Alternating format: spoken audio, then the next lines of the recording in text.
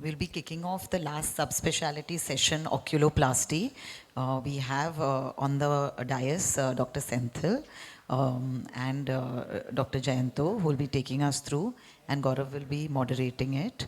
Some speakers are not here and we are running late, so we'll try and do it before, as I'm sure everyone's looking forward to the inauguration. Thank you.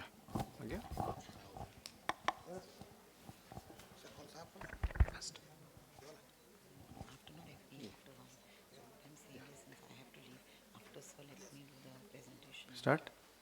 Can I start? Yes, sir, please. Okay. I'll be talking about something very basic, how to do a orbital biopsy. Infiltrative tumors that are not amenable to complete excision are taken up for orbital biopsy, especially if excising a tumor would have a functional deficit. And this is what the literature says. 8 to 20% of orbital biopsy result in non-specific or misleadingly wrong diagnosis. And the main important reason is that unrepresentative sample or non-uniform pathology. Suppose a tumor is variegated in terms of its morphology, such as lymphoproliferative tumors are known to have variegated morphology. One part of it may be atypical lymphoid hyperplasia, one part may be benign lymphoid hyperplasia, and one component of it can be lymphoma. We all know that. So in such a situation, if you take biopsy from an unrepresentative area, then that could result in a misleading diagnosis. So what we do traditionally is that all orbital biopsies, we do a multi-layered approach. That means that we take the superficial biopsy, a mid-zonal biopsy, and a deep biopsy, which goes beyond the epicenter of the lesion. Example is this young child who has a superior orbital mass. That is what you see. This we thought was a round cell tumor, and we took biopsy from all the layers. The yellow zone is the superficial zone, this is mid zone, and this is the deep zone, and you can see that it has crossed the epicenter of the lesion, and epicenter is judged by imaging. This is superficial, mid zonal, and that is deep. Now let's look at what the superficial zone showed. It showed only inflammation and fibrosis, which means that if I were to biopsy it only from the superficial part of it and said that that is the end of biopsy, I would get this diagnosis, which is misleading, which means that I would have treated the patient with steroids, nothing else. Round cell tumors partially regress with steroids, but do come back. So that would be a misdiagnosis and mismanagement. Now let's see what the deep biopsy showed. It showed embryonal rhabdomyosarcoma. So why did the superficial biopsy showed inflammation and fibrosis? Because we know that round cell tumors induce inflammation that results in tissue reaction, and that you biopsy from the superficial part. So if you mistakenly biopsy just the superficial part, you may end up doing that. Sometimes round cell tumors also have central necrosis. Because they so grow rapidly, they overgrow their blood supply and have a central necrosis or a cavitating necrosis. That can be biopsied and that can be interpreted as necrosis. Now this is a patient where there was a painless proptosis of the right eye, diplopia and upgaze. You can see that his superior rectus LPS complex is thickened. Here superficial biopsy showed lymphoproliferative lesion and it was interpreted as benign reactive lymphoid hyperplasia by two pathologists.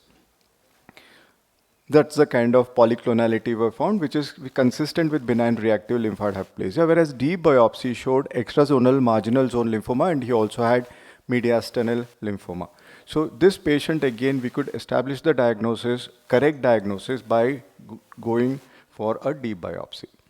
And this was confirmed on IHC. This patient was treated with external beam radiation and chemotherapy and is doing well. Now this is a patient where there is swelling, redness and pain of 8 weeks not responding to antibiotics. In the left eye you can see it is congested, looks like inflammation, and there is a cavitary lesion right there. Superficial biopsy showed minimal fibrosis and inflammation. Deep biopsy showed xanthogranulomatous inflammation and necrobiosis, and confirmed the diagnosis on microbiological staining as orbital actinomycosis. So this patient has inflammation and xanthogranulomatous changes secondary to an underlying orbital actinomycosis, which responded to antibiotics, and this patient is doing well. This is a patient with bilateral lesion. You can see a large left orbital lesion and a smaller right orbital lesion with some amount of thickening of the extraocular muscle as well. Very confusing case with telecanthus also. This was acquired telecanthus. Here, superficial biopsy showed inflammation and fibrosis. Deep biopsy showed granulomatous inflammation and multinucleate giant cells, and GMS stain showed fungal granuloma. So this was a patient with fungal granuloma of the midline extending to left as well as the right orbit that resulted in this kind of a clinical appearance, and is doing very well with antifungals. This is a patient with infranasal orbital mass, proptosis and diplopia for 2 months. Superficial biopsy, as always, shows inflammation, fibrosis, and minimal necrosis. Deep biopsy showed perivascular granuloma, and it also had vasculitis and perivascular inflammation, and it was finally confirmed a case of vaginous granulomatosis, and this needed intensive therapy. So putting all our cases together, this is the summary of, I am not presenting data because this is a very short presentation, but we are actually working on this data. Pediatric adult round cell tumors, peripheral zone shows inflammation with fibrosis. It is the intermediate zone, the red zone, that generally shows the tumor, and deep zone often has some amount of necrosis. So you have to biopsy all the layers. Lymphoma, peripheral zone may show benign or atypical lymphoid hyperplasia, and the intermediate zone, especially if it's a lacrimal gland lymphoma, shows the tumor, and deep also shows the tumor. If it is granulomatous inflammation with non-infective etiology, deep lesion classically has characteristics of specific etiology, rest of it could just be fibrosis. Fungus, deepest part of the lesion has the material that can be stained and microbiologically diagnosed. Again, tuberculosis has deep biopsy positivity. So this was the data that we had earlier analyzed, where we found that at least in 12 patients it made a difference. Out of 83 patients where this multilayered biopsy was analyzed, in 12 patients it changed the diagnosis, and in 7 it affected the overall management. Certain other rules that you have to, when you do a biopsy, you have to give a steroid washout. This child had bilateral preseptal masses. Somebody had treated him on steroids with partial resolution, and when we did steroid washout, his lesion increased in size. If you were to do biopsy when the patient is on steroids and off steroids for a very limited number of days, then you would not get the diagnosis of AML. This patient again was diagnosed as myositis, elderly individual, and was on steroids. Initial biopsy when he was on steroids was negative, it just showed fibrosis. We gave a steroid washout of 3 weeks and repeated the biopsy from the extraocular muscle which was involved, and that was a extraocular muscle lymphoma. This was a patient with lacrimal gland lesion in both eyes, and on biopsy she showed Sjogren's. Right eye, of course, had later, after washout, when the second biopsy was done, showed lymphoma. So there are many cases like this. I don't have, I think, time to show all this. But in conclusion, I would just say that deep biopsy is very important in diagnosis of orbital lesion, and you should always go for layered biopsy and submit each layer to the pathologist. I would go to the epicenter of the lesion and beyond, guided by radiology for a biopsy. And the depth is always estimated based on CT or MRI. Always do microbiological tests and special stains, and also send for PCR or keep sample for PCR if you are in doubt of a infective etiology. And if you really are in doubt, you can also take the help of a pathologist in getting a frozen section intraoperatively done, or squash and imprint, which give you the diagnosis in about 10 to 15 minutes while you hold the child under anesthesia or the patient under anesthesia. Thank you so much. Sir, in one of your cases, it was acute leukemic case. In such scenario, if our radiologist may misdirect us, in such scenario, can we believe on blood picture? Like Absolutely. Absolutely. If a blood picture is indicative, that is perfectly all right. But when systemic steroids are given, peripheral blood smear is rid of all circulating abnormal leukocytes. So you again have to give a steroid washout to get the hematological diagnosis correct. So we can stop at least for 3 weeks, or is there any Ideally 3 weeks. Ideally 3 weeks. But if the systemic condition is deteriorating, you can do it at 1 week, and if that comes negative, you have to repeat it. You can't just say that, well, I have done the biopsy, it's negative, and the patient doesn't have leukemia. That cannot be justified without a 3-week washout.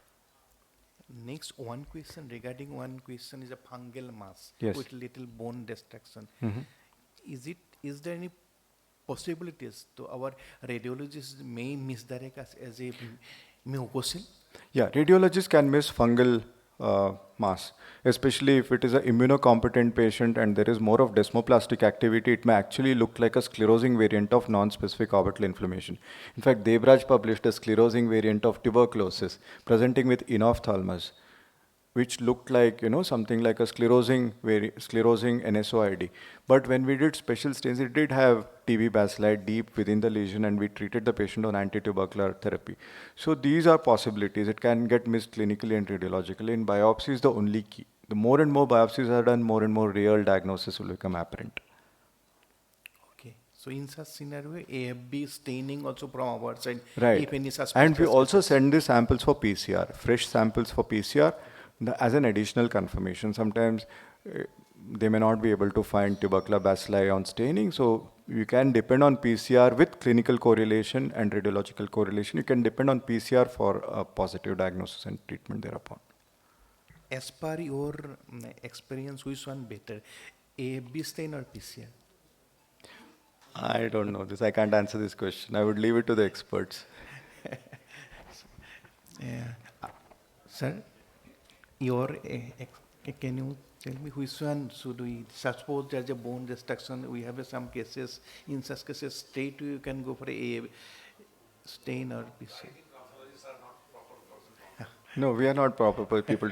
I would leave it to, we have expert microbiologists, we would leave it to them.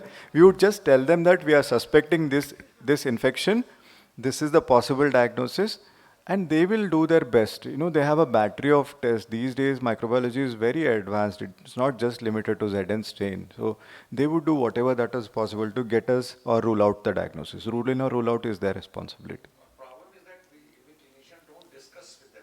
If you discuss with them, I think Absolutely, yeah. If you simply can't send them a sample and expect them to pop out a diagnosis, you have to tell them what we are looking for, and they'll look for what you're looking for. So just one question for you, sir. Both the ZN stain and the PCR both may be negative. Sometimes, yes. But your bony this thing, destruction, bone destruction, the sclerosis of the bone, One of the big clue. and Yes, the clue. patient's symptoms and history, all those things will find. So I just have one question, sir. When you do that multi-layered biopsy, with a superficial and deep, do you take it from two different sites, one superficial and one you try to go From real the deep? same site. From the same site, you go deeper. Okay. You cryo-assisted Can't we biopsy. just do one single biopsy from superficial You can to do, deep? but it's very difficult to reach with the instruments that we have so deep. And the deepest biopsy then in that case will be very tiny, because if you use a Bart Parker knife and go around the ice ball, you always use a cryo-assisted biopsy. It will be in the form of a cone, and the deep biopsy will have very limited material. But if you go in the fashion of a cylinder with superficial biopsy almost equal to the mid zone, almost equal to the deep, then the pathologist would get enough samples. The only indication for bilateral biopsy would be bilateral lacrimal gland masses. Okay. In fact, that is the ASOPRS criteria.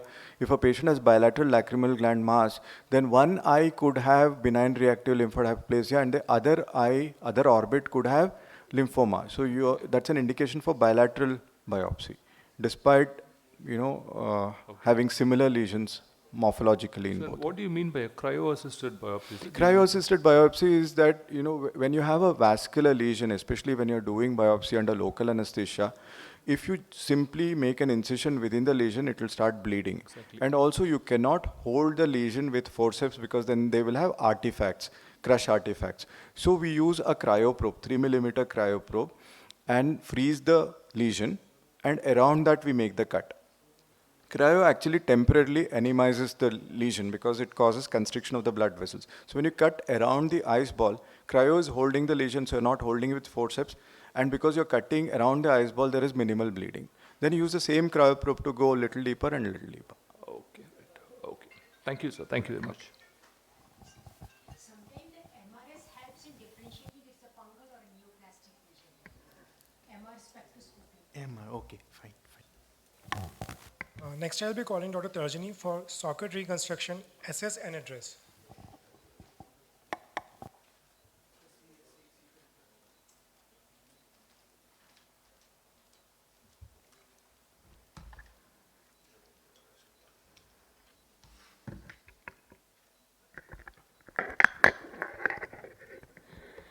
Thank you, Gaurav, Dr. Das, and Dr. Senthil Nathan. It's a pleasure to be back to Bombay, the city where I grew up.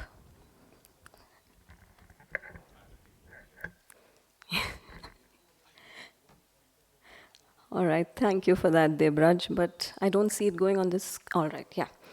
Okay, so I'm going to talk to you on approaching the socket. Now, this is, usually familiar territory for a lot of us because a lot of us do a lot of socket work, and it happens to be the number 2 area after lacrimal in plastics. So I'm going to take you through my prism of looking at how I approach a case of socket. Showing you the sort of nuances or the differences in this comfortable territory that you've always been handling. I have no financial disclosures to make, and you'll be seeing certain full-face photographs of my patients for which we have the consent. So the objectives of my talk are listed on one side. These 10 points are what I'm going to discuss with you today. Quickly, to begin with, what's an ideal socket? So a socket where you have good volume and surface correction, no eyelid abnormalities, and a very comfortable and aesthetic prosthesis is simply a socket that is an ideal socket. Now, if you remember the points on your right-hand side, then this is what will help you, get excellent outcomes in each and every case of socket that you come across. The first part is to correctly identify the pathology. Is it an intraocular tumor? If it is an intraocular tumor or even a suspected intraocular tumor, you're better off considering enucleation versus considering evisceration for these kind of sockets where you might need to operate on these patients. You need to obviously have good volume, good surface area, and we'll discuss what these are. You have to have a prosthesis which is made of a good material, a good quality of polymethyl methacrylate, and it has a wettable surface. I'll show you an example of what I mean. And you obviously do not want the eyelid to have abnormalities such as entropion or lash ptosis, which otherwise affects the outcome. So we're all aware of the 3 basic surgeries we have in socket. These are evisceration, enucleation, and exenteration, and quickly put across. Evisceration is where you're removing the contents, you're leaving back the sclera, there's less manipulation in the orbit, the fat is not so disturbed, the muscles are intact, and all in all is less invasive and gives better outcomes compared to enucleation, especially considering the fact that the muscles are left intact. Versus this enucleation means you remove a stump of the optic nerve along with the entire eyeball, and exenteration essentially is a surgery where you're removing all the orbital contents, sometimes even the bone. Right? So let's look at these 3 case scenarios. Now you have one suspected intraocular tumor, a case of phthisis bulbi, and a patient with orbital mucormycosis which has extensive areas of necrosis in the orbit. So this is the thought process that we need to develop, that even if it's a suspect intraocular tumor, you're always better off going with a enucleation and implant versus an evisceration, which you can consider for all eyes other than intraocular tumors. Even small phthysical eyes, you could do a very good evisceration, I'll show you how, and have an excellent cosmetic outcome. Mucormycosis or OSSNs that have spread to the orbit or sebaceous gland carcinoma extending to the orbit are cases where you might need to consider exenteration. So that's the thought process that we need to develop. Now this is a short surgical video on enucleation. For the interest of time, I'm going to skip through certain steps.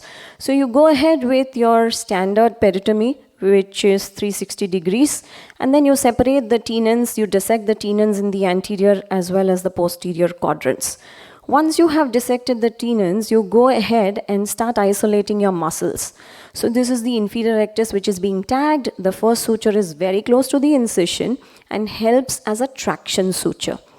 The second suture is your myoconjunctival suture, which is taken 4 to 6 millimeters from the first suture and helps enhance motility. The muscle is dissected between these 2 sutures.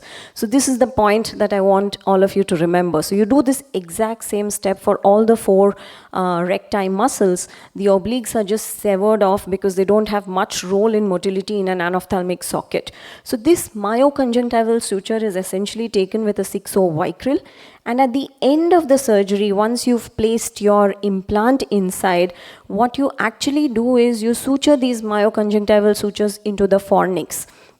So this is the part where all the four muscles have been tagged with the traction suture. All the four myoconjunctival sutures have been taken. The obliques have been identified and severed. And then you go ahead and you enucleate the eyeball. You go ahead, you remove all the adhesions to the eyeball, place your implant inside the posterior tenons. The central fat pad helps you identify the posterior tenons, and you close the posterior tenons with 6 ovicral sutures. Once you've closed the posterior tenons, these four, you see these flimsy vicral filaments here in the four quadrants, these four vicral myoconjunctival sutures are brought out into individual fornices. So that's what is the myoconjunctival technique of enucleation, where those four muscles are brought out into the same fornices as you're seeing over here. Now what does this do? This puts the muscles into the fornices. Where does the prosthesis rest? In the fornices. So every time the muscles are moving, it makes the ends of the prosthesis move, and that enhances motility in enucleation. So it's at the end all about giving back a good cosmetic outcome, isn't it? So that's why motility is important. Now to save time, I'm going to skip the video of evisceration, but what I have over here is a collage of the essential steps. So the beginning is very similar, where you do a 360-degree peritomy, you dissect the posterior tenons as well by doing blunt dissection in the oblique quadrants. This helps prepare the sclera for future sclerotomies that you're going to do. You remove the corneal button, you scoop out the contents, you do your alcohol wash and then the saline wash, and then what you do is you go in the oblique quadrants right from the limbus about 3 millimeters short of the optic nerve posteriorly, and you give a cut in the sclera.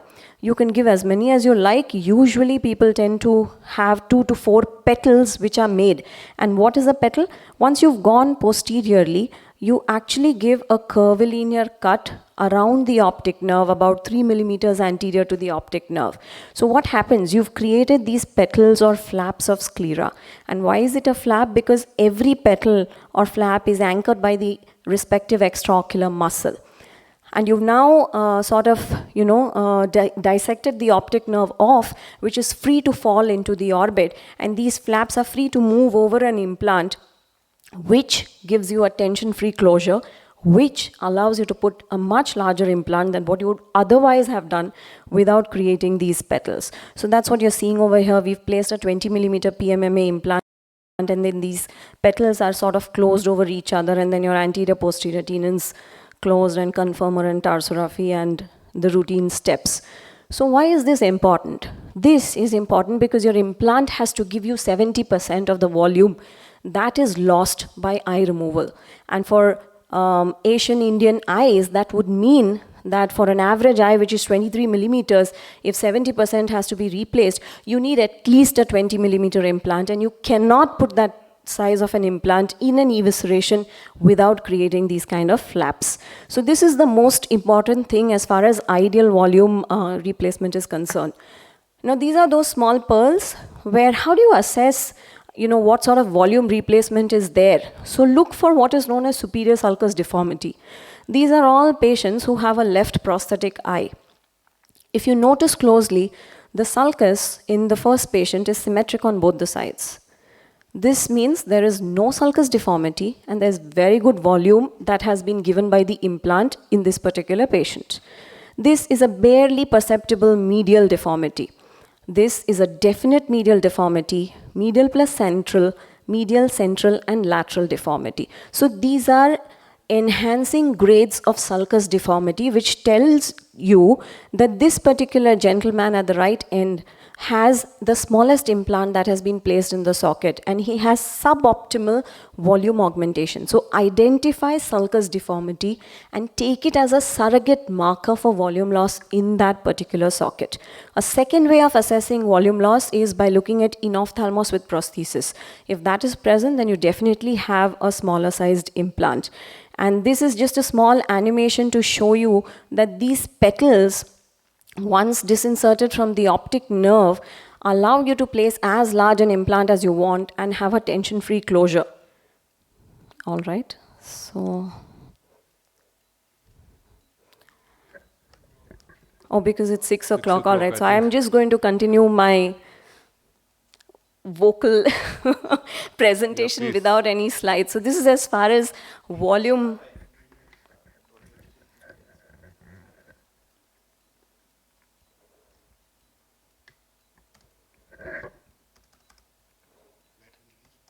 Oh, fully charged.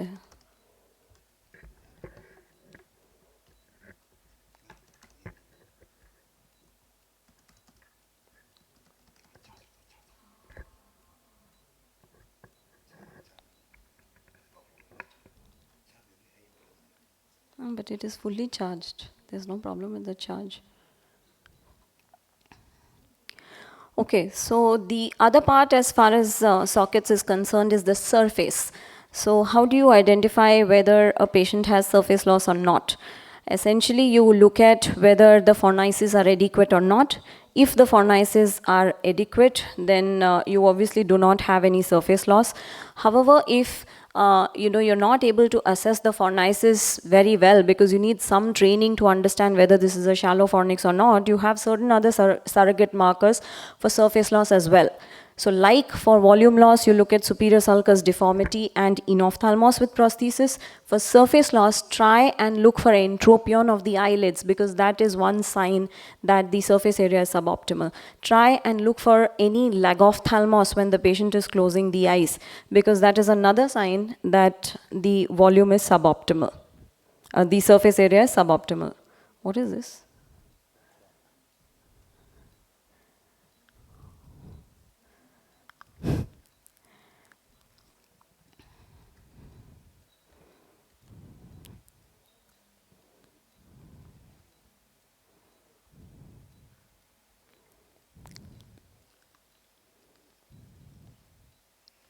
Why is it not going up here?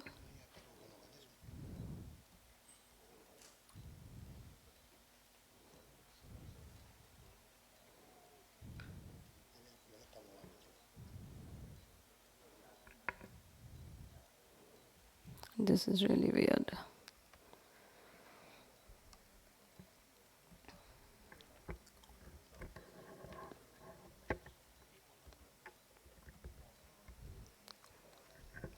Sauri, you want to do your case while this gets fixed for me?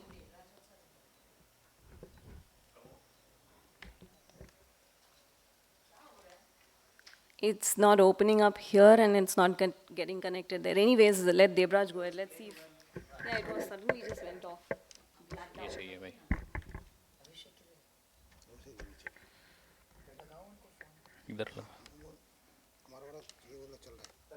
The Tarzan, yeah, Shift it, na? one Shift it into from. their, this thing, or shift it into my laptop or whatever works.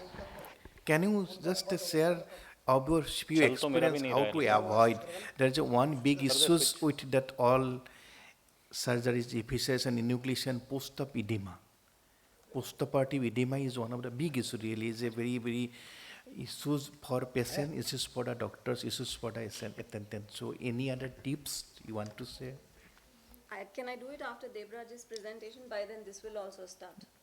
Okay, that's one option. Yeah, fine. No, रुक जा, कुछ मत करवाई. And I think next, Dr. Devraj show me for periocular rejuvenation, must knows. इसको कैसे minimize करूँ? बीच में कर दो ना. ठीक है. Yeah, I don't know how. Thank you so much. Good evening, everyone, and my name is Debraj Chom, and thank you for having me here. Certain financial disclosures are in order. I've been a faculty with Allergan Medical Institute and MERS, the companies which make the botulinum toxin and the fillers for the past 15 years. And I'm also a faculty with the company which makes the largest number of threads. The eyes say it all. That's the reason we are all here. And the reason we are all here is because when people look at each other and look at each other's eyes, that is what makes all the difference, especially in a world where the rest of the face is covered by the mask. You can have the entire face looking pristine and young, but if the under eye area does not look young, there's no way to hide age. So from that perspective, the eyes say it all. In all of us, and also in some aging Bollywood superstars. So you can see a difference in the last 5 years that this superstar's face has undergone. And while the rest of the face looks okay, it's really the under eye areas which have borne the brunt of age. We all understand this. And why am I showing this slide which everyone knows about, the OG curve? The OG curve is best seen on a young female's face, usually at 45 degrees. It comes as a concavity below the eyes, followed by the convexity of the malar area, followed by the concavity and then the convexity of the maxillary area as well. Why is this important? This is important because the symmetry of the eyes actually demonstrates symmetry of the face. And when you look at people very closely, socially we've been programmed to look into each other's eyes. And that's the reason you've been paying very careful attention to this model, but you've not picked up that there is an asymmetry in her lips. It's really a very badly done filler job. She's one of the best known models, but you've not seen it because you were paying attention to the eyes, to the corneal reflex, and to the brow area. And that's the impact, mesmerizing as it may be, that the eyes have on people. Now, this slide is actually the most important slide of the presentation. And why is that? Because you have to understand aging in order to create anti-aging. And what is aging? Aging is mother gravity being ever so kind, pulling everything downwards and medially. So if all the facial tissues are moving downwards and medially, essentially what is happening is, as we age, the fat pads which were below the eye are sliding downwards, giving rise to the tear troughs. And then you have the folds which are appearing in the nasolabial area. So from that perspective, this slide becomes extremely important. We conducted India's first aging paper, which has now been published in Plastic and Reconstructive Surgery, which is the highest impact factor journal in plastic and reconstructive surgery. And that showed that in Indians, the tear trough increases disproportionately as we age. Also, this is related to the melanin content in our skin because we are mostly Fitzpatrick 4 to 6 skin. And that's what gives rise to the aging as we know it. So therefore, if aging is downwards and medial movement of tissue, anti-aging would be upwards and lateral movement of tissue. And that's going to be very important in the slides forwards. So all in all, we understand this. The thinnest skin of the human body is the under eye skin. And then this thin skin is also being made to move continually 7 to 10 times, 15 times a minute because you're blinking all the time. And so this under eye skin, which is very thin, shows the earliest signs of ill health, stress, and aging, depending on whom you ask. If you ask a dermatologist, they would say fillers will solve all. If you look at an oculoplastic surgeon, they'll probably say blepharoplasty is that sort of a panacea. But the fact of the matter is, diagnosis and treatment of under eye problems requires a systematic diagnostic approach and individualized treatment for all our patients. Let's talk this through. So if in a patient like this, I asked you, would you look at medical management or surgical management or both? Given the fact that this room is made up of ophthalmologists and oculofacial plastic surgeons, you'd probably say, I would like to do a lower eyelid blepharoplasty, and you're not wrong. But the fact of the matter is, even if you did a blepharoplasty, you will create a sign of cachexia underneath the eye. And the textures, the tones, the blemishes, and the quality of the skin can never be treated with surgery alone. And that's the gap that we need to address. So all in all, looking at it morphologically, and this is a paper that we are now writing up, we like to think in terms of topography. It becomes easy to teach. If you think in terms of mountains and valleys, it becomes easy to teach everyone. And so we talk in terms of under eye problems being divided into 4 major topographical, if you look at it like a landmass, the troughs, the tunnels, the valleys, and the mountains. And let's look at each one of them individually. So what are troughs? That's the tear trough deformity, right? Formed by the ligament, we all know about it. What are tunnels? The problems caused by the hypertrophic orbicularis oculi muscle. What are valleys? The problems created by the displaced suborbicularis oculi fat pad, or the SOOF as we know it, and the displaced under eye bags, which are called the mountains as well. Now, this is a paper which we just published, and this is something that we'll be speaking about as we move forwards. If you are thinking about the under eye area, there is no good way to treat the under eye tear trough without first raising the cheek.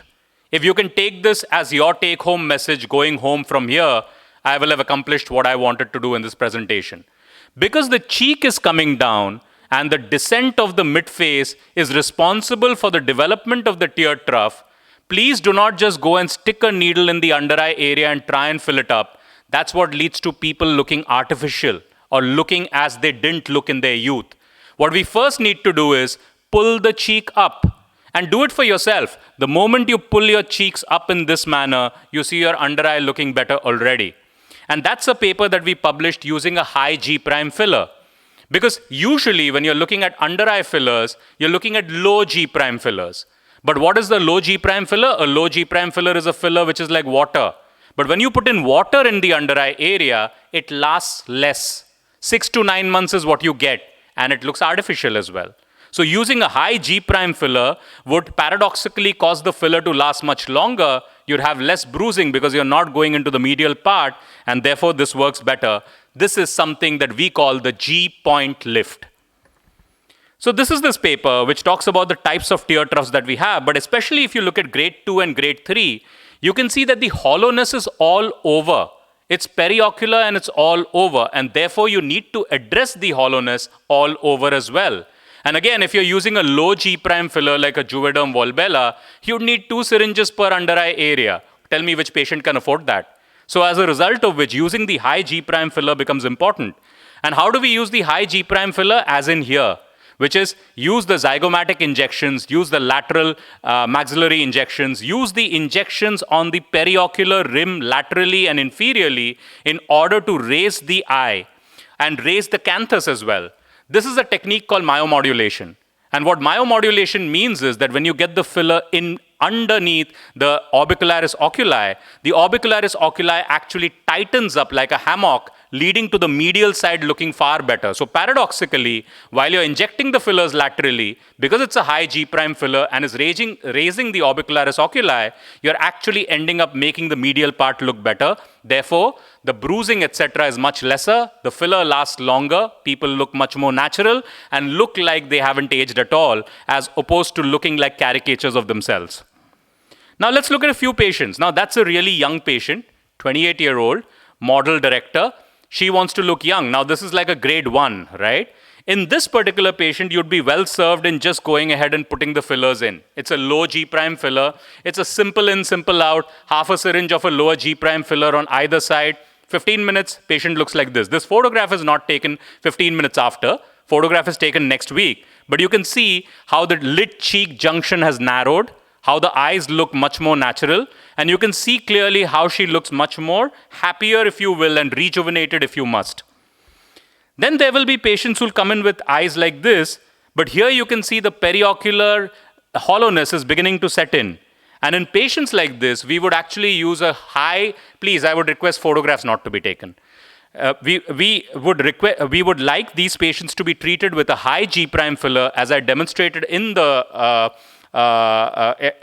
paper, because what that does is that causes the cheek to go up, and by causing the cheek to go up makes the lower eyelid look much more relaxed and rested. Now this is a patient that I borrowed from my friend Dr. Milind Naik.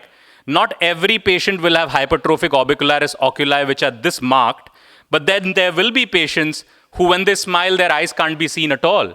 And especially when you consider that as we are aging, the brow fat is descending continuously and all the time, and most people look better with slightly larger eyes.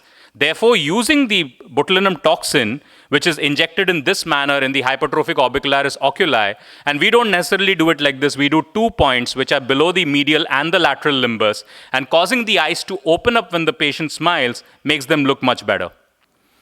Now let's look at this particular patient. This particular patient came in and wanted to know if they need ptosis surgery.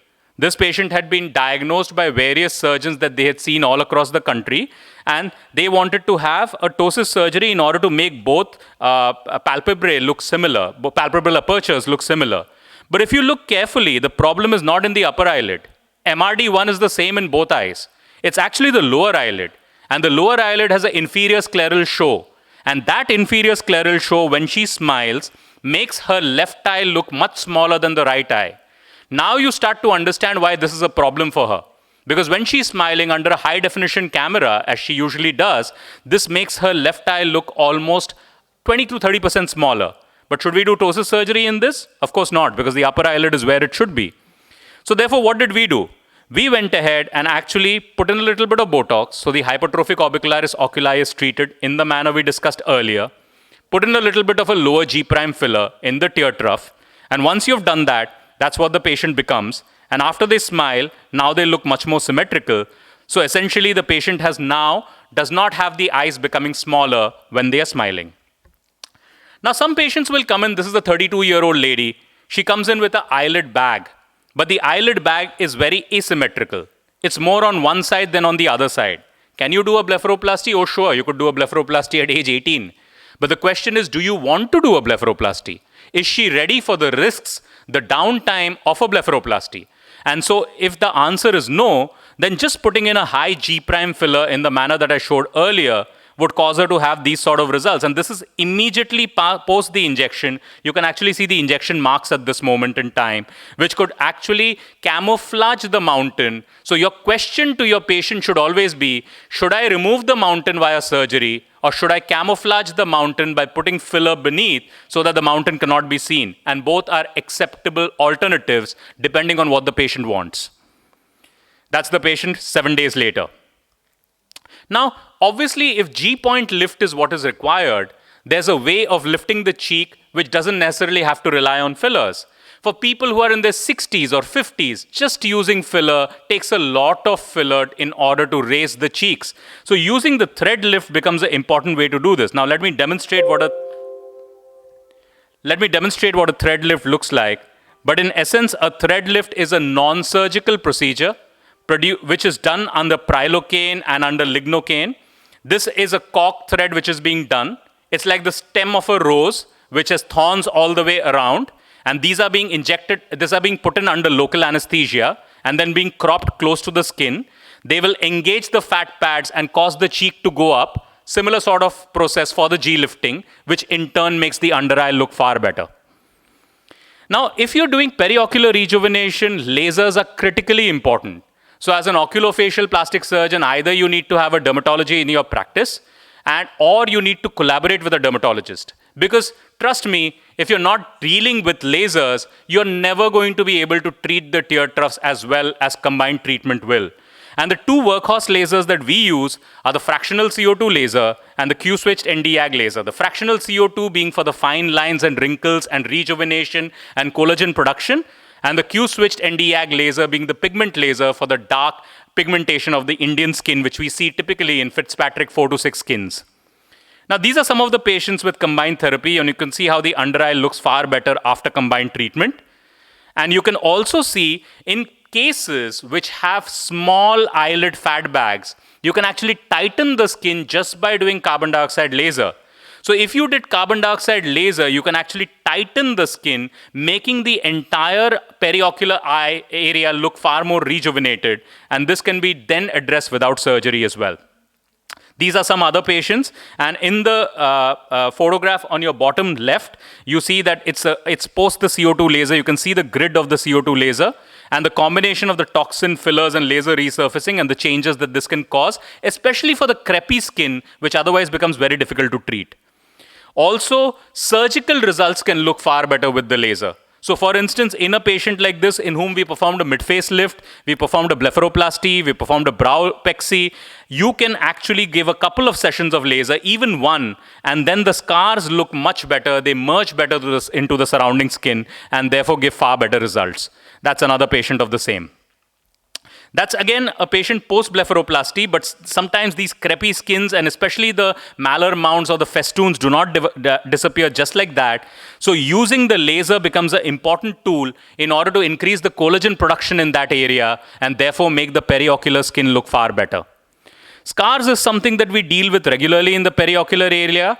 And this is an algorithm which we published using botulinum toxin, carbon dioxide laser, and certain creams which can make the scars look far better.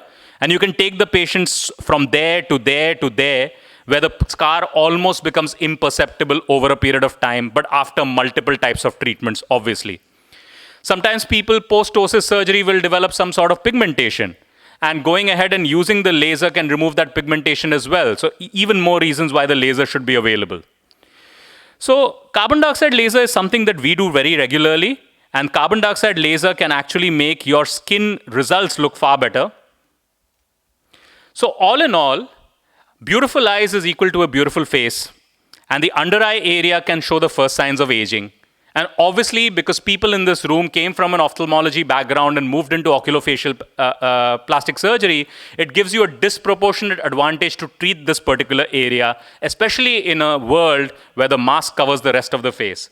But most importantly, having a wide armamentarium of synergistic procedures is very important. If the hammer is the only tool you have in your kit, everyone will look like a nail. I thank you for your kind attention and a very patient hearing. Thank you, Dr. Devraj. Excellent presentation. Just have one question for you. For the patient with that tunnels under the eyes, where you'd given Botox, I noted that you'd given Botox on the brow also, suprabrow region also. No, that's Milind's way of doing it. I don't do it in that manner. I saw it on the... Yeah, so that was a slide from Milind. Okay. It shed acknowledgement Milind Naik. Okay, so we do it only in this area. Okay. And we do it in two places, which is just below the medial limbus and just below the lateral limbus. If the hypertrophic orbicularis oculi is a lot, 2 units either ways, or just a single unit in the midpupillary line. What is the logic behind injecting suprabrow? Why did he do it? Any idea? No idea. For a brow lift. Yeah, But could be, brow could lift be. usually Simultaneous injected brow lift to underneath. open up We the don't- eyes a little we more. inject it in the orbicularis so that the frontalis works well and lifts the brow. But this was above the eyebrow. That's why I asked. So if we have to use botulinum toxin to lift the brow, the most important thing is to paralyze or to lessen the action of the depressors. Exactly. So the corrugator supercilii in the central here would play an important role. The procerus in the midline would play an important role. Only if those two are not working as well would the only elevator of the forehead, which is the frontalis, be able to raise the brow. So that might have been the reason why he used it. Because usually if women want a temporal brow lift, no, we give injection just below the brow temporally so that the frontalis lifts it up temporarily, but medially what you say is... Senthil, what I would suggest the is... corrugator is there. Yeah. So if you inject on the corrugator, the frontalis will work. So what I would suggest is, if we are going to do a chemical brow lift using the Botox, we should go and do the procerus and the corrugators as well. That'll, just doing that without even this particular point causes the medial brow to go up and causes the brow to look much more relaxed because the depressors are now not acting. And then using a little bit of Botox below the orbital part of the orbicularis oculi, which is below the tail of the brow, is something which would cause the lateral part to go up as well. The central brow is injections are also very important for men, because in men you don't want to inject this point because you'll get a flare which will look very artificial in men. Thank you, Devraj. Excellent presentation. Thanks, Thank Senthil. Thanks so much. Excellent. Once just for hues, as per your one pre-op photograph hues, there is a blepharoptosis kind of thing. With laser, are you prefer only carbon dioxide laser or with surgery or some multiple therapy? No, sir. No, Dada. I didn't say that we were treating the ptosis with the carbon dioxide laser. No, there is a use just brow ptosis like a... Yeah, so that was a surgery. That was a surgery in which we did an internal browpexy, we did a ptosis surgery, we did a blepharoplasty. All that I was showing via that slide was that the scar was looking far more amalgamated because post the procedure, we used the laser couple of passes in order to make the scar post the surgery merge well into the surrounding skin. Okay, fine. Pretty good. All right, thank you everyone for the patience. So I'm going to continue again from where I left, and Dada, I'll take your question at the end of the presentation on the edema and the management. I have it in mind. Yes, okay. So this is where we stopped, where we looked at how you assess volume loss, and I told you the two surrogate markers. One is to look for superior sulcus deformity that you're seeing over here, progressive grades, and second is to look at enophthalmos with prosthesis, which both tell you that the volume replacement in the socket is inadequate. I showed you this. Now quickly, when you see that kind of superior sulcus deformity, what is it that you could do? So this is a patient who's had an evisceration. You're seeing a superior sulcus deformity making the eye look smaller on this side. He has no implant, and the simplest thing is to put a secondary implant, which we've done via surgery, and it immediately enhances the appearance of the sulcus as well as corrects the enophthalmos. Now, suppose you have a patient who already has an implant, but it's a smaller implant. So what do? You really don't need to touch that implant, because the more number of times you breach that barrier, you sort of tend to increase the risk of implant extrusion. So in such patients, you could just go ahead and inject a little bit of autologous fat or filler. So this particular patient, we harvested fat from the abdomen and injected it retrobulbar to puff up the orbit and push the prosthetic eye forwards, correct the enophthalmos, and build the sulcus. In the absence of, or if you do not have the know-how, you do not have the instruments, or your patient is not willing, you could actually go ahead with a simple filler injection, as it has been done for this elderly gentleman, where you see this superior sulcus deformity. He has a good-sized implant. Nonetheless, he has a sulcus deformity, very bothered by it. So you might be tempted to do a little bit of ptosis correction, but that's the part that you need to pick up, whether it's mild ptosis or a sulcus deformity. So all we've done for this patient is inject a little bit of filler retrobulbar. You see that the enophthalmos has reduced, the sulcus has built up, and he looks very good just after about an ml of filler in the retroorbital area. Certain other patients have the effect of what is known as post-evisceration or post-enucleation socket syndrome, where your implant is smaller, so your prosthesis is larger, the weight brings the eyelid down, and it also gives you a sulcus deformity. So all we've done in this gentleman is to put a Porex wedge implant in the orbit. We've had no eyelid procedures done. Look at the change in the volume of the prosthesis by about 600 grams. That's all that's required to put the eyelid back into position without having to perform any eyelid surgery. So I was talking again about ideal surface. So how do you assess an ideal surface? You obviously can measure the fornicis, which can be shallow. You can have the interning of the eyelashes or a lagophthalmos with prosthesis. These are the surrogate markers to pick up loss of surface. Essentially, a good ocular surface would mean that with all sorts of emotions that the patient is displaying, the prosthesis is not popping out. So that's a good surface. It's staying stable. So that's how you assess for surface loss, other than obviously the Gopal Krishna classification, which tells you about the grade or the extent of loss of fornicis. Now, this is a lady who has not only volume loss, but also surface loss. So what we've done for her is a secondary implant, FFS, MMG, all in one sitting. And you can see that the sulcus has built up, the eyelid has gone back in position, because now there's volume inside the orbit rather than volume in the prosthesis. So the eyelid automatically corrects itself. She looks better. She has a little bit of ptosis, which obviously can be corrected later.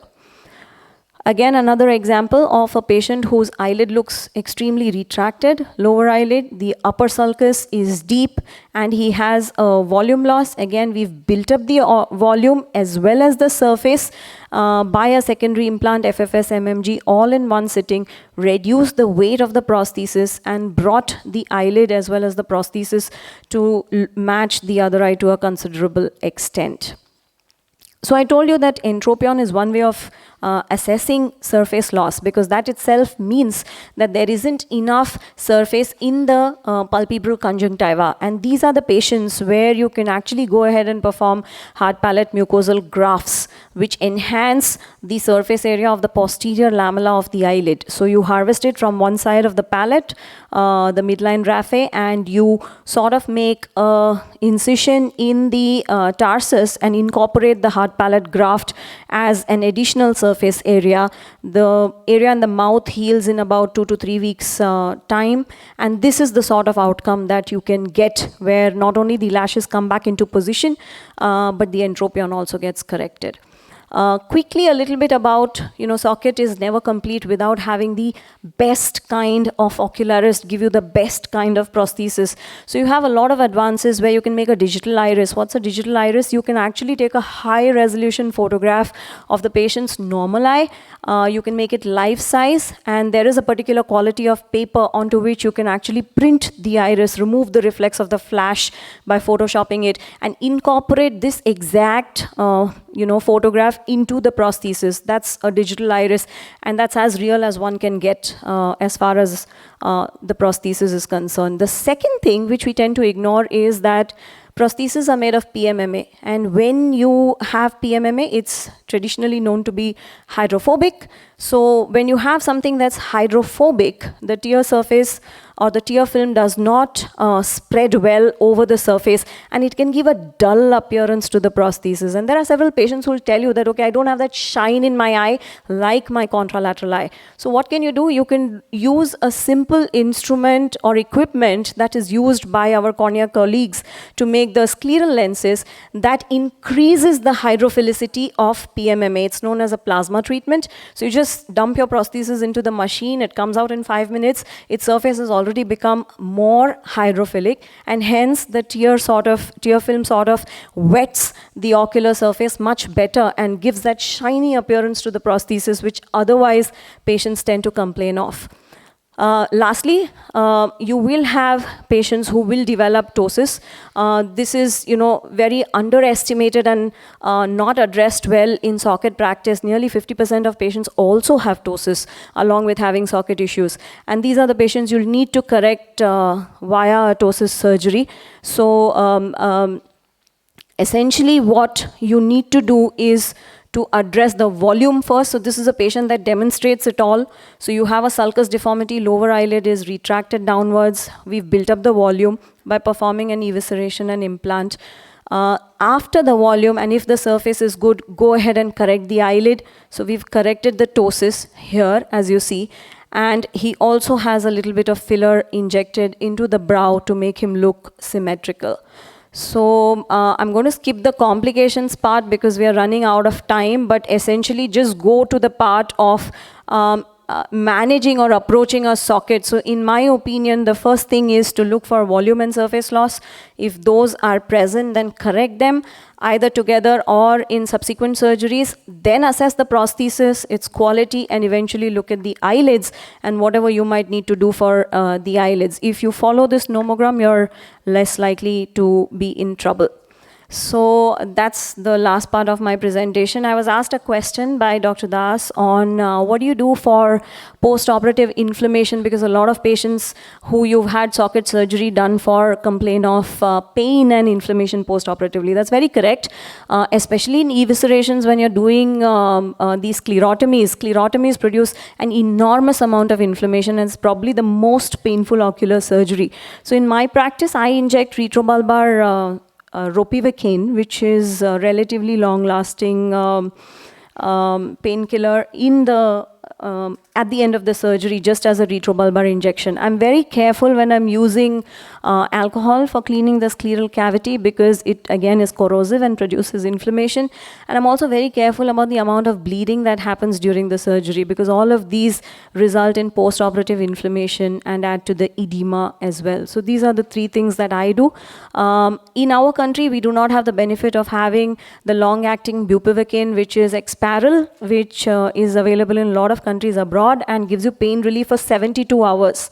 So just one retrobulbar injection of 2 cc and for 3 days your patient is pain-free, which is the time that you want pain control for. So these are the things I do in my practice. Can you just repeat what injection you use?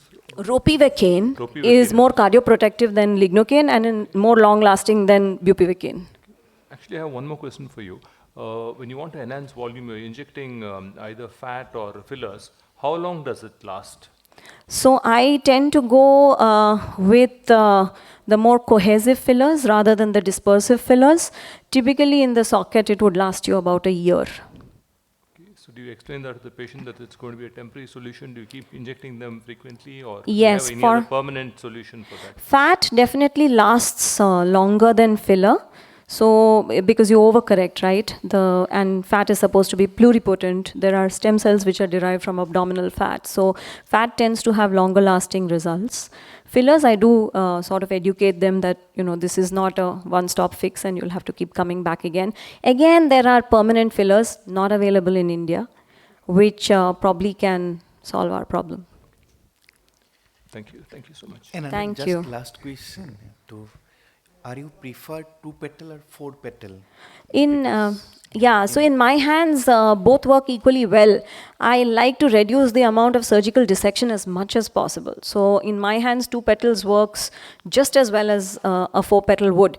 Certain situations where a 4-petal is more handy is where your sclera is absolutely contracted and tiny. It's a microphthalmic eye. In those situations, making a 4-petal might make it easier for you to get flaps to cover the implant. Otherwise, I generally do a 2-petal. Yeah, 2 is better.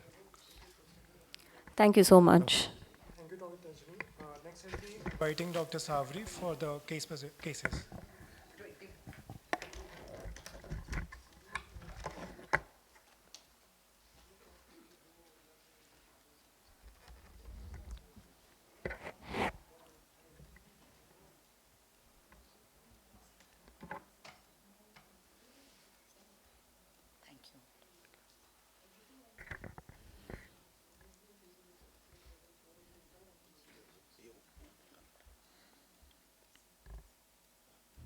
Thank you, everyone, I'd like to thank AIOS, and thank you all of you for waiting. It is just a 5-minute quick case presentation to bring home the entire day's subspecialty session. So it's kept it like a common case. So this is a 20-year-old male who came with the history of a left eye bulging, which was gradual, but there was a sudden worsening since about a month and a half. Then antibiotics were given for a week, for which he felt that bulging went down, but then it continued to persist after that, and he was a little unclear whether it increased or not. He said occasionally, sometimes when he looked a little upwards, he felt that there was some amount of diplopia. And as you can see, there's also in nose-up view, there is some amount of proptosis. So based on this, just on clinical evaluation, as extraocular movements were just marginally restricted in the up gaze, there was axial with there was non-axial proptosis with a little downward mild displacement. The rest of it was all normal, no congestion. So just based on this, and we made a differential diagnosis. Also on palpation, it felt like a firm mass, not hard, which seemed to be fixed to the underlying bone. So after getting a CT scan done, as you can see, there was a smooth, well-defined lesion superiorly and superotemporally with some scalloping of the superior orbital rim. And it had like a heterogeneous consistency, which we saw in more posterior scans with a flat fat fluid level. So kind of confirmed our differential of that it's possibly an epidermoid dermoid cyst. But if you notice, this is an anterior coronal cut showing a well-defined lesion, and this is a posterior cut actually in the trigone area. So that is what we started looking at and reviewing our scans from anterior to posterior. So if you just look at the axial, similarly we see a well-defined lobulated lesion with a heterogeneous fat fluid, which we had seen. But as we went posteriorly, we saw this, and the in-between scans showed this little burrow or tunnel in the lateral wall, which was highlighted and was going deeper and eventually joined the posterior lesion. So basically, this was what we usually call a dumbbell dermoid or an intraosseous dermoid. So the plan was to do excision biopsy through a superior eyelid crease incision with curettage under general anesthesia. So unfortunately we couldn't video it at that point because the video bombed, but we took some intraoperative pictures. So this is an eyelid crease incision. The edges were a little irregular. The superior superolateral rim was thinned out. You could see a scalloping. The wall, we could remove it, but it was adherent at one junction where it was very thinned out and it did burst, but we could remove it except for one lesion where, if you notice here, there's a little opening. And as you took a closer look, there was a small tunnel which we had noticed in the CT scan. So this was the connection or the dumbbell, the horizontal portion of the dumbbell going into the deeper dermoid in the deep lateral wall. So normally in the literature, you need to do either a lateral orbitotomy or go through a much more like a superior approach and take out the lateral, but we didn't want to do any of that. So using a 3 mm flute burr, I drilled into this tunnel and all the putty material came out. We widened this, and then we scraped out the entire deeper part of the osseous part of the dermoid. Once a curettage was done, since I could review it, we also got an endoscope to try and just see it through the light pipe. I also took a 2 mm diamond burr and just burred the deeper cavity just to be sure that there was no material which I'd missed out during curettage. Following this, we did an alcohol swab cleaning of both the superficial and the deeper dermoids and flushed it copiously with saline. And the biopsy confirmed it. So at 6 weeks follow-up, this is him.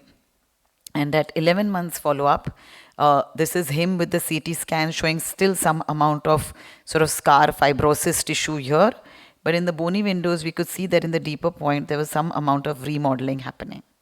So this is just to the panelists and everyone. So what are the other techniques could we do to prevent a recurrence fistulas?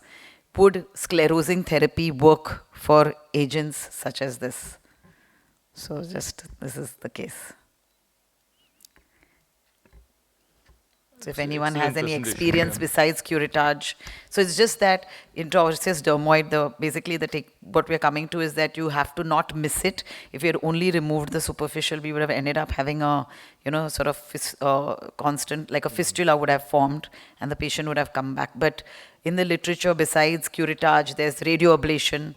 Sclerosing therapy has never been tried for intraosseous. So if just to get all the panelists' opinion, if anyone has tried anything else for intraosseous dermoids. Yeah, actually, for a dermoid, what we've been taught is always to look out for the dumbbell dermoid version. Yeah. But in my experience, I've never actually had to encounter a case of a dumbbell dermoid, especially intracranial extension of a dermoid is going intracranially. So all cases, we do a careful scanning and look for it. But I personally have not encountered a dumbbell dermoid. I've seen only a classical dermoid, which was not very difficult to take off completely. So our plan B was to consider doing a lateral orbitotomy. But since I could drill with the flute burr and all the material just came pouring out, my only worry was not to leave the capsule, for which after curetaging, and we saw that we could remove all the tissue came out. We just took I used a 2 mm because I was also not wanting to go very deep, though there was enough bone around it. Diamond burr is very slow and kind of just burrs the surface. So used a diamond burr in the deeper dermoid and just ran it through, and then took a swab and put alcohol and then flushed it. So actually, was due to come back. It's now 1.5 years. He was due to come back last week with another scan just to see how much of the remodeling had occurred. So, just that. I think going by the scans, he's done very well. It looks extremely good. So the only other thing was, this was one of the slides that I put, that these were some of the things we found in the literature, that basically they do more deeper cuts and radio frequency ablation, which I was not very keen on doing, which we could have done but I just thought since this was there, we take a chance, and so far he's done well. So Curettage most of the time is enough Yeah. in dermoid, and very easily available one drug. Generally, if it is ruptured, suppose dermoid is not possible in all that time, big dermoid, it may rupture, or if you want to remove in toto, there may be some more injuries in the surrounding structure. In such scenario, triamcinolone you can try. I think triamcinolone is easily available. You can wash it out with the triamcinolone, and then with a gauze piece again. Triamcinolone generally stain if there is something it on will the. prevent. But does it prevent recurrence? Because the only other thing I've tried is, for which I had got a patient with a dermoid who had been operated twice before. So along with the curettage, the only other thing that I did was I did a cryo. We did cryo to the entire area so as to prevent any microscopic cells of the capsule which may be there to basically destroy them. So that was the only other thing I tried, cryo. Yeah, I think enough. No, just, we can see. We just wait and watch. Actually, and when we if there is a first recurrence, saw you can the publish CT it. scan, we all were like, oh, okay, it's a dermoid. And then we started looking and we're like, okay, what's the tunnel? So just to put that, sometimes you do suddenly come up with these cases which look rather straightforward. That's a simple case.